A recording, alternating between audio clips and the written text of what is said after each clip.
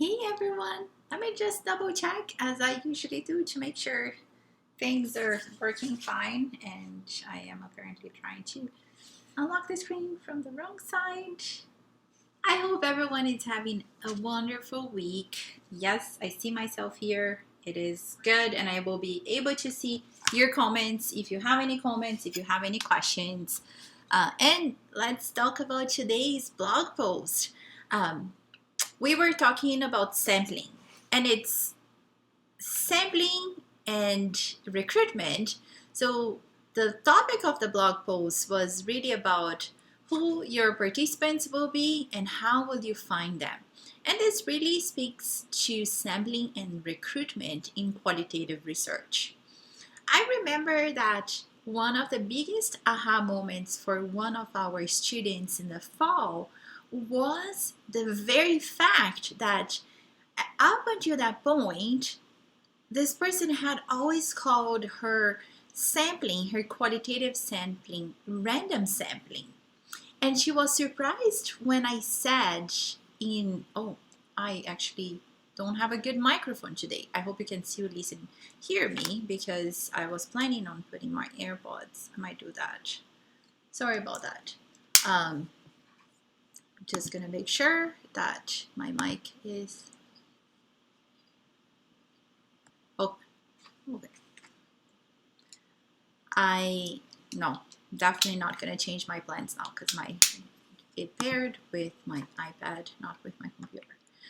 So I remember when she saw the lesson where I taught sampling qualitative research, and I said the heart of sampling qualitative research is with purposive sampling, and that was surprising to that person because up until that point, she had described her sampling as random. And what I said was exactly almost the opposite, that in qualitative research, we need to be purposeful with our sampling because we need to find the people that can actually help us to understand the phenomenon of interest. And Omasta and Saldanha, in their book, Analyzing Life, they say that parameters and procedures used for selecting the specific participants for a study is exactly what sampling means. So it's trying to really find the people that can help you to understand your phenomenon of interest. So how are you going to find the people that can help you answer your research questions? To elucidate the unknown in an area, or to help you start to understand something that up until this point has not been investigated in depth, or in your area, or in your geographical area, or in your area of research. And to me, one of the things, so that quote from Saldanha and Omasta comes from the book Qualitative Research Analyzing Life, which is a book that I really like and I have been recommending, and it was one of my favorite qualitative research books in 2020. But a quote that I always bring up is actually from Maria. In her book, she says, bias in qualitative research is a sampling strength. And it does speak to the very, very fact that we are talking about, that trying to random sample people when you're doing qualitative research doesn't mean that you are actually going after the people that can bring the data that will be rich, that will allow you to write and to publish, and that give you that sense of, wow, what I have is like so rich, so thick. So that idea of the thick description that we want to have in our publications when we are writing our findings. And that all starts with sampling the right participants, the right data to look at. Because you can not necessarily sample participants, but also sample photographs or historical text or any or tweeters or social media posts that are other types of data that you might be sampling. So the heart behind today's blog post is to really help you see the importance of sampling. So your sampling will really allow and also enable and force you to think about your inclusion and exclusion criteria. And I say that there, and I'll give you a practical example here, that it's common for you to have to readjust that as you are moving through your qualitative research project. How does that happen? For example, with one of my studies, we had an inclusion criteria where we were going to interview women who were pregnant, and we had said after 12 weeks of pregnancy, because that's when they usually feel more comfortable sharing that they are pregnant, up to 6 months postpartum. Then we started working with communities from Northeast Africa, and the feedback that we got from our community stakeholders was, well, in our culture, once you're a mother, aren't you forever postpartum?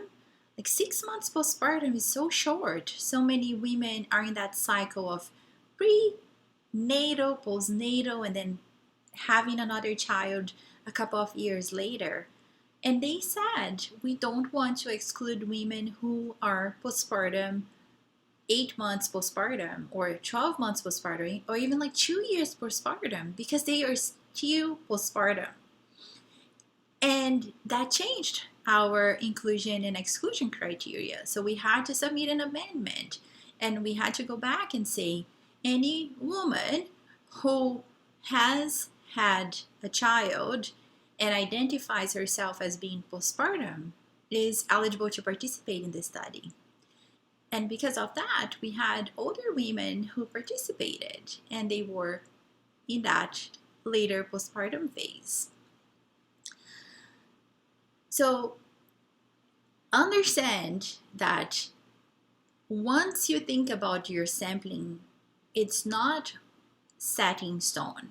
Sometimes when you start your research and you start collecting data and analyzing your data, you might realize, oh, like I should be talking to this group, or I should be focusing a bit more, expanding the age of the participants that I'm talking about, going to be talking with. And if that's the case, then you adjust your inclusion and exclusion criteria.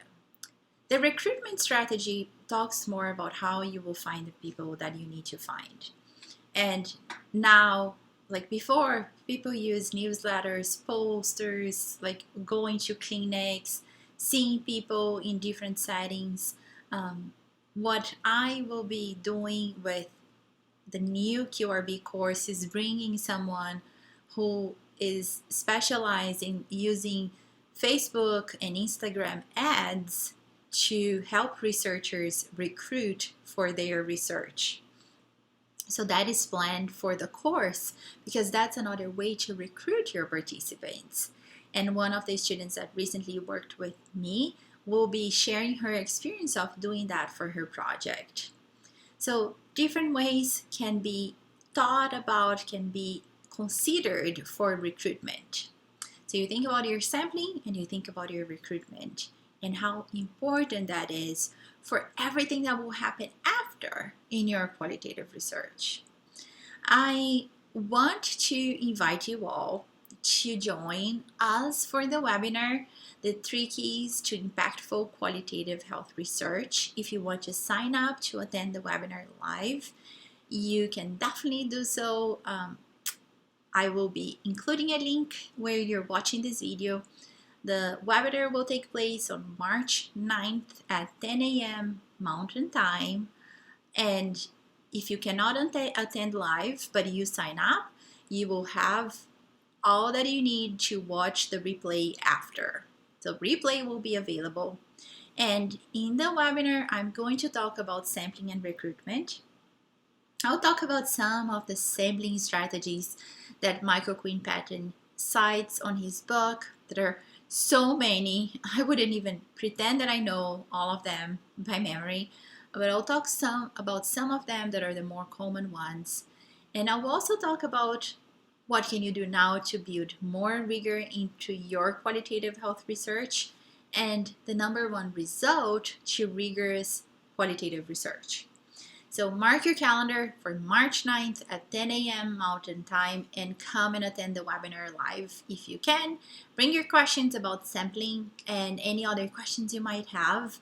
But keep it in mind that if you have never thought about sampling and recruitment in your qualitative research being a key to impactful qualitative research, I urge you to rethink that and